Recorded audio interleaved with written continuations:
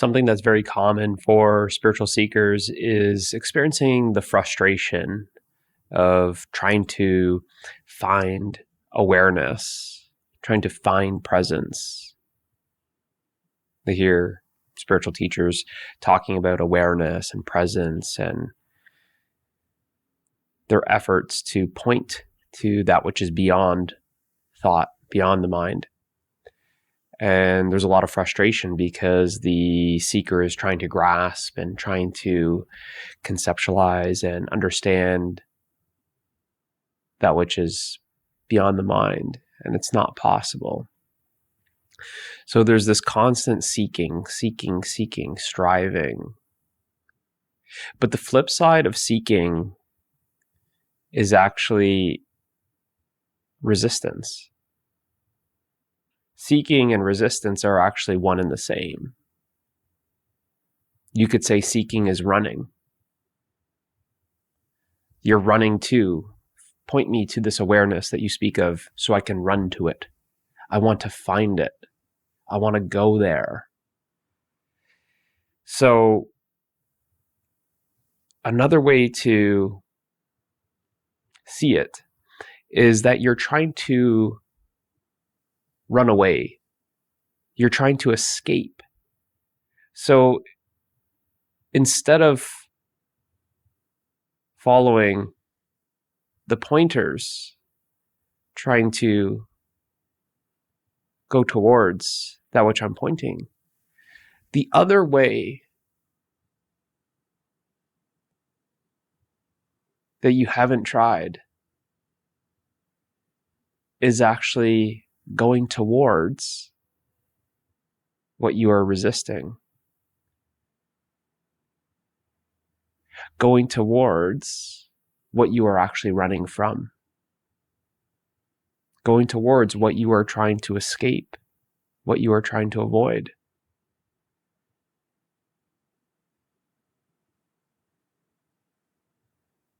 Paradoxically, you'll find it both ways.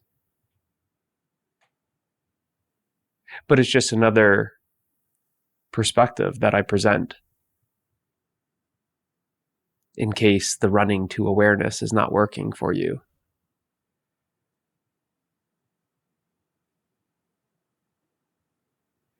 So instead of seeking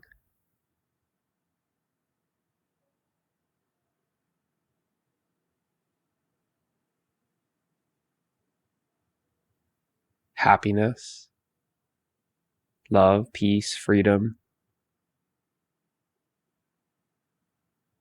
ask yourself, what are you running from?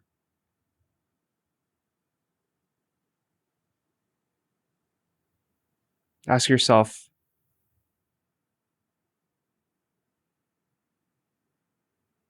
what do you want to change? What's the problem with what is?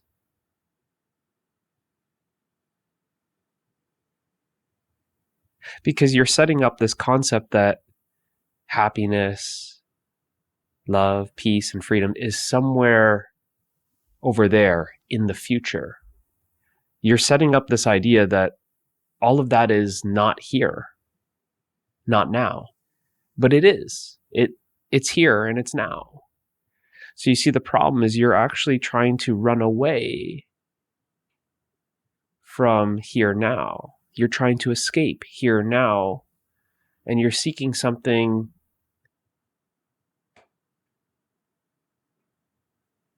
that doesn't exist in the future, doesn't exist in another place. There's nowhere to go. People say this where they say, I just want to get to the other side. I want to cross over. Cross over to where? There's no crossing over. There's no other side.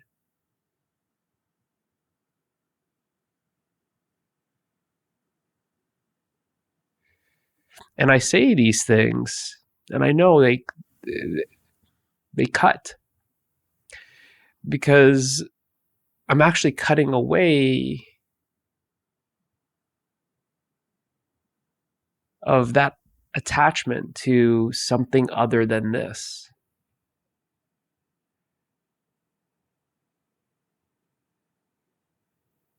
You're seeing some bridge to go to the other side, and I'm burning the bridge.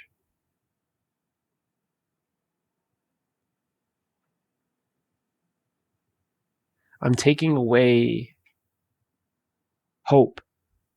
Hope is always about the future. You have to abandon the hope. You have to let go of it.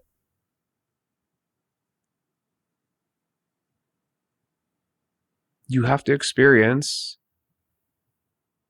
what you would call hopelessness.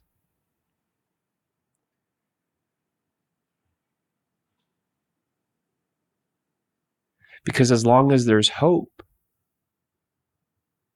for something better in the future, you're always going to be running towards the future, which means you're always going to be running away from this present moment.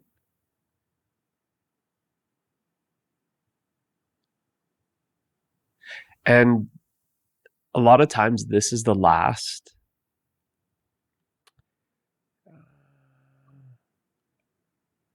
call it an obstacle. This is the last obstacle, is that the past starts crumbling away, so you can't go back. You know too much. You've seen too much. You can't go back. You don't want to go back. That bridge has been burned, but you're still attached to this future, this seeking future. It's going to get better. When can I get better in the future? When can I add the happiness to me? My life is going to change for the better. And all of these dreams and desires still continue, which is preserving the future. And as long as there's that future, there's still this seeking, striving to go towards it. And it's very subtle because it comes in the form of hope. You see clearly that hope is always about the future. I hope you feel better. I hope this helps. It's something that we just say.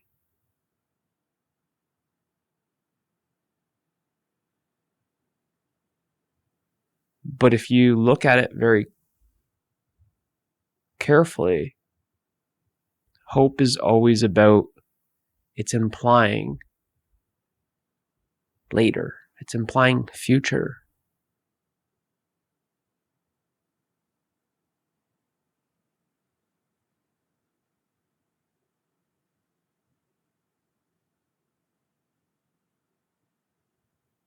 I hope things get better for you. It's always this striving for improvement or better, a desire for a positive outcome in the future. You don't say, I hope you feel worse tomorrow. It's not about negative. So this attachment, this seeking for better, seeking for improvement at a later time, it's still, what it does is it still continues that seeking energy. It's like you're chasing something better. There's still this kind of carrot that's being dangled.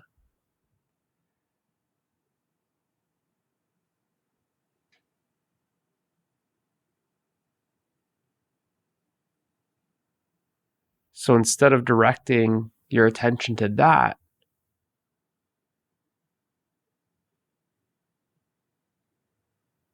then we direct the attention to, well, what are you running from?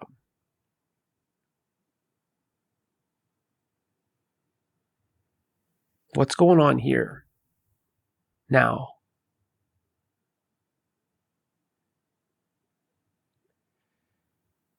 And I find when I speak with people, they're always attending that future. They're always talking about later, at a later time.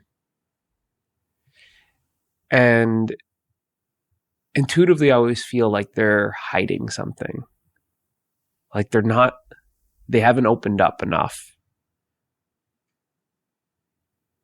They're never transparent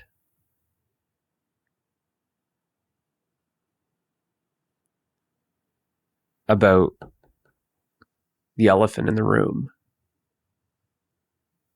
They're not open and vulnerable, able to share what's really going on here now, because they don't want to see it. They don't want to see it, so their attention is going towards the future.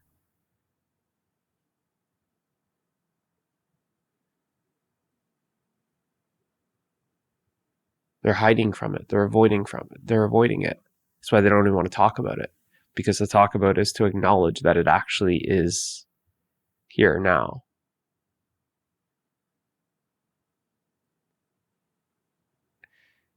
It's more of this kind of bury your head in the sand, deny, pretend like it doesn't exist, imagine it will just go away.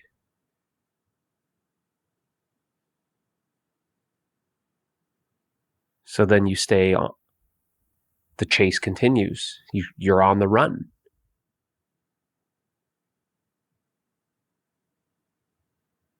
And I can always sense that, because always when there's the suggestion to stop running, there's a lot of resistance.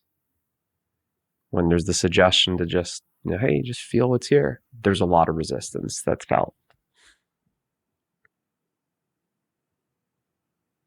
There's a lot of, that's going to be too slow. No, I need this enlightenment today, not tomorrow. Impatient. This impatience because you're running towards something. You can't wait to get there. But it's not there. It's here. It's not in the future. It's now. Everything that you're looking for is here now.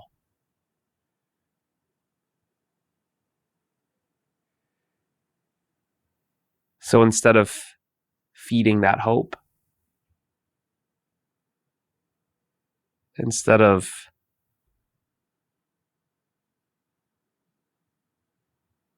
feeding the future, then how about we just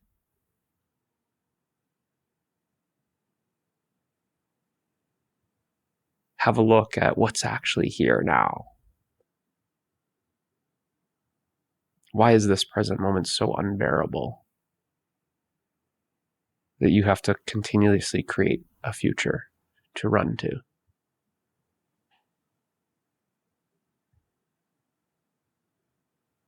What's going on here now that you are closing your eyes to, that you don't want to see?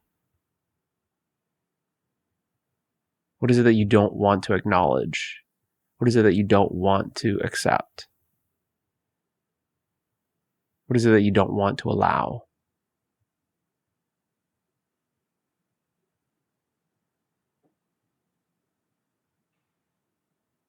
And what you'll find is the attention turns away from the future. You feel energetically like the energy is being pulled back to here now.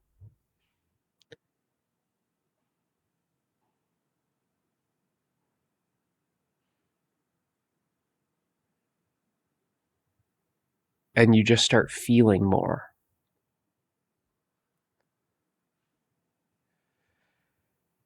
Because to always run to the future, to always hide out in the past,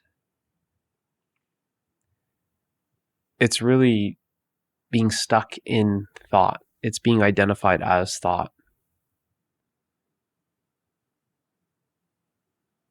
It's just the thought activity,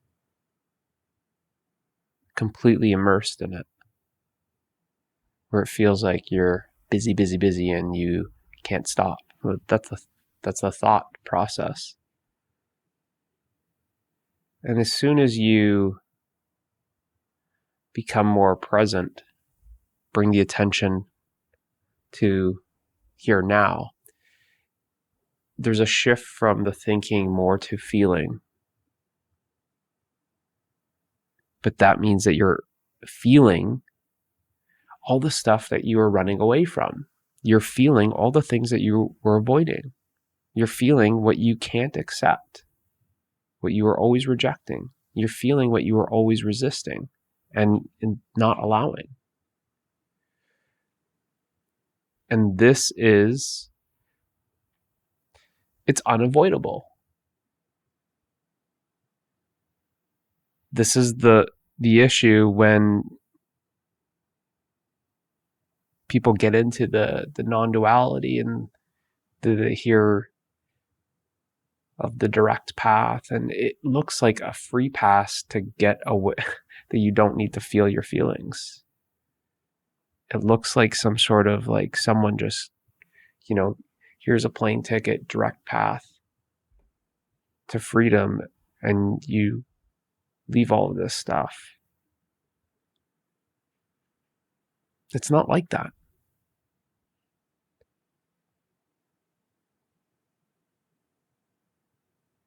Because the way the mind sees it is when you're completely identified with thought, it's like you're going to think your way out of it, which that's why you're having the problem, the frustration with trying to find awareness where you can't find it. What is he talking about? What's this presence? He keeps on looking around. Where?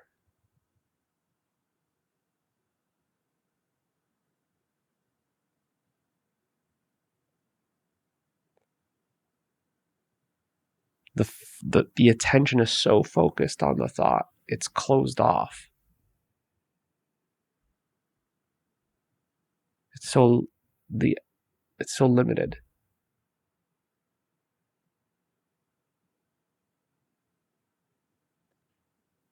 That it appears like it's blocked it all out. Just the same way like a camera lens does. When it's focused, it's like you zoom in. It's like you zoom in on just like an ant on a leaf. But it's like you blocked out the rest of the picture. You don't even know that there's the bigger picture unless you zoom out. And everything else now can be seen. So when there's this strong identification with the me, and the me is really made of this past and the future, it's like everything else is blocked out.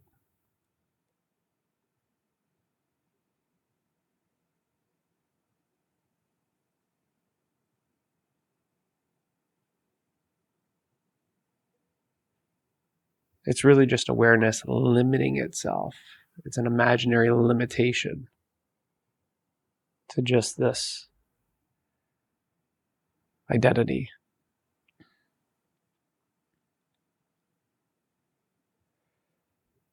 And when that's the case, then it's always going to feel like I don't understand what he's saying. I don't understand what she's saying. How do I find it? Maybe I'm looking wrong. It just becomes more and more frustration because you're trying to use the mind to go beyond the mind, which you can't.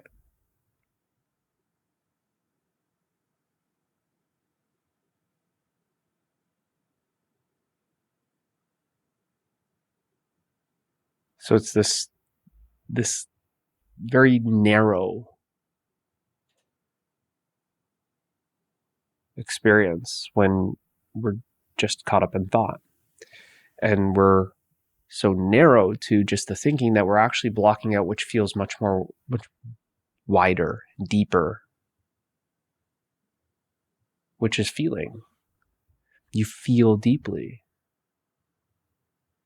When you're feeling life, you're more expansive, you're more sensitive, you're open. So it's already this opening.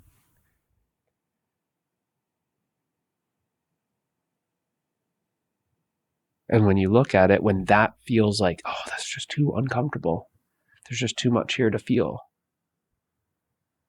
I want to feel that. The thought creates a preference. I don't like to feel the uncomfortable stuff. Call me when there's the comfortable stuff, but the uncomfortable stuff, I'd rather ignore that. So it's as if you're closing your door to certain feelings. You're discriminating. You're saying, you feelings, you come on in, you're welcome, but you guys gotta go. Not allowed. No soliciting. So you close off to feeling. And then when the mind hears non-duality, fast path and non-duality, direct path, it sees it as like here's a direct flight to escape everything.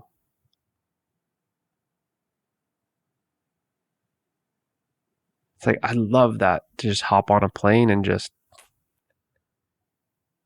let go of all of this. To just, escape it.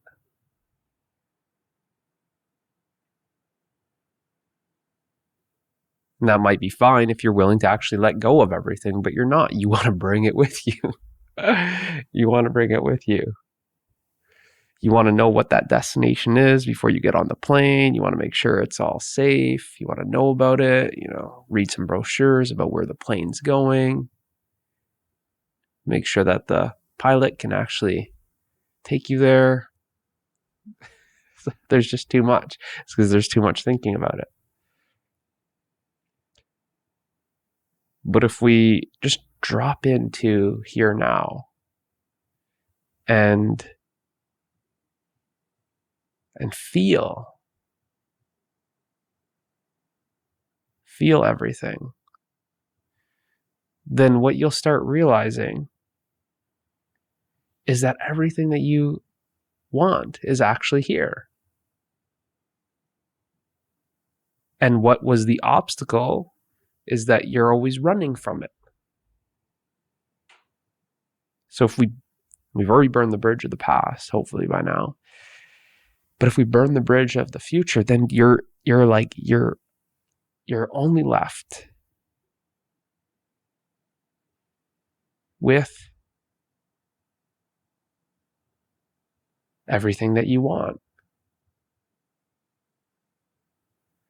But it may feel like you're stuck with everything that you don't want. And that's the paradox, that it feels at first like you're stuck with everything that you don't want. But you feel that fully, which means you're not resisting it anymore. And by simply allowing it and accepting it, you then come to realize that it's actually everything that you've ever wanted. Hopefully this helps. See you in the next one.